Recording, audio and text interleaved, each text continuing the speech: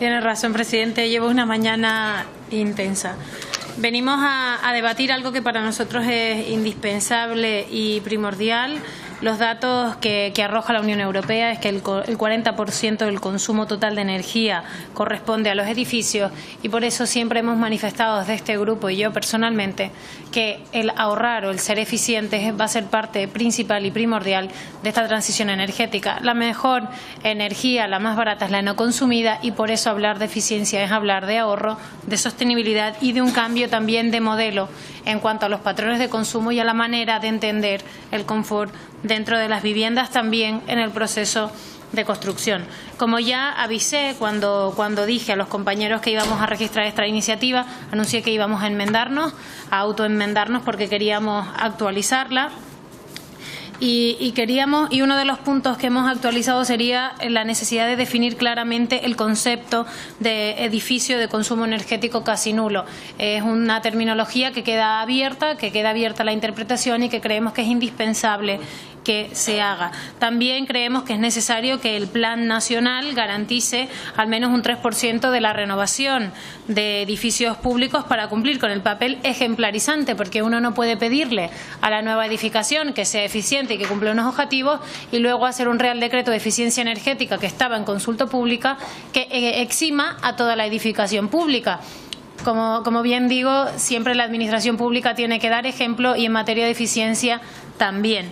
Creemos que es necesario que para evaluar la eficiencia energética de los edificios más sensibles, que es necesario evaluar en concreto la eficiencia energética de edificios tan sensibles como residencias de ancianos, colegios u hospitales, para garantizar no solamente el confort de los que allí están, sino también el ahorro energético. Se habla de certificación energética, y aquí quiero hacer una crítica al modelo actual. La certificación energética que existe hasta el momento no ha garantizado ni conocer en este momento cómo de eficiente es nuestro parque edificatorio. No sabemos cuál es el parque edificatorio nacional o cómo está, cuáles son sus condiciones en materia de eficiencia, pero es que lo peor es que vivimos un boom en cuanto a la certificación energética, que llevó a que muchos de esos certificados firmasen mejoras que son imposibles de acometer por los usuarios de estas viviendas. Véase que con las prisas de tener una mejor calificación se obligase al usuario 10 años después a hacer inversiones que son del todo inasumibles. Y esto viene porque cuando uno hace una regulación o cuando pierde algo, tiene que pensar un poco en cómo se va a aplicar y en cómo van a ser esas responsabilidades. Nosotros también apostamos porque haya un plan de rehabilitación energética y de aumento de su eficiencia que se dirija especialmente a los consumidores extremadamente vulnerables. Son parte de nuestro parque edificatorio, son también beneficiarios del bono social, y por eso creemos que si ya estamos hablando de bono social habría que hablar de ayudarles también a que sus viviendas sean más eficientes, o lo que es lo mismo, que consuman menos sin renunciar al confort. También hablamos de que es necesario introducir la obligatoriedad del registro del certificado de eficiencia energética antes de obtener la licencia de obra, tanto de rehabilitación como de construcción.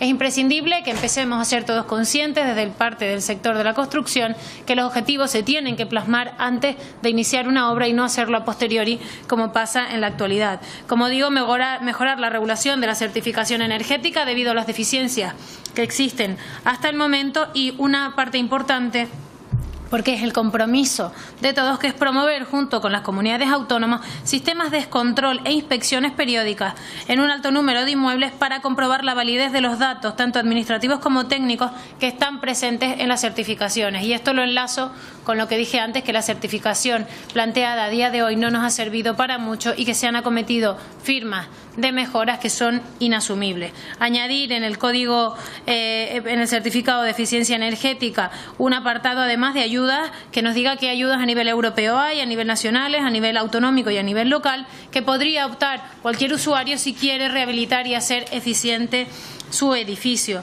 Creemos que la presentación de los informes es necesario, y también como punto indispensable el crear las herramientas necesarias para elaborar un visor energético de los edificios, donde se pueda comprobar los datos energéticos de los mismos, con los que poder auditar el parque construido y aplicar además las políticas de rehabilitación y mejora.